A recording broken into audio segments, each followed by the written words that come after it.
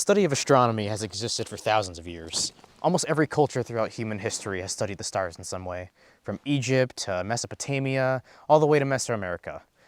And in this series, we're going to take part in some of those practices that I think is the purest, easiest form of astronomy, stargazing.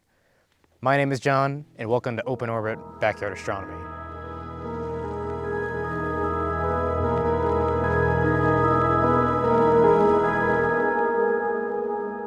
Hi. When you imagine an astronomer, you're probably picturing somebody with a fancy degree and a lab coat sitting in an observatory somewhere with a bunch of technology around them. And while that may be true for some astronomers, you don't actually need all that stuff to be an astronomer. And that's why in this episode, we're going to be going over all the stuff you need to get started in stargazing. If you're not quite sure where to start, the best first step is to honestly just go outside. It's pretty hard to see some stars when you're inside, so you're going to need to touch some grass.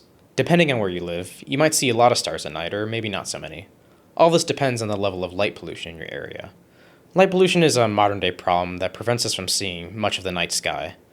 This can be caused from city lights, cars, street lamps, and other sources. For your own safety, please always dress appropriately. Especially when it's super late at night, it can get very cold. A lot colder than you think. So make sure you got yourself a good coat, gloves, a hat, blanket, and a nice hot drink to enjoy. If you're heading out in a field or in a natural area, it's a good idea to bring some bug spray along with you, or any kind of other protection, just like if you were camping. You've probably noticed that I don't have a telescope next to me, but don't worry, we're going to work up to that. For now, we're just going to rely on our own two eyes and some binoculars at the most. To make your stargazing trip easier for yourself, I would recommend bringing a comfy chair to sit in, and then also one of these. This is a very special red flashlight.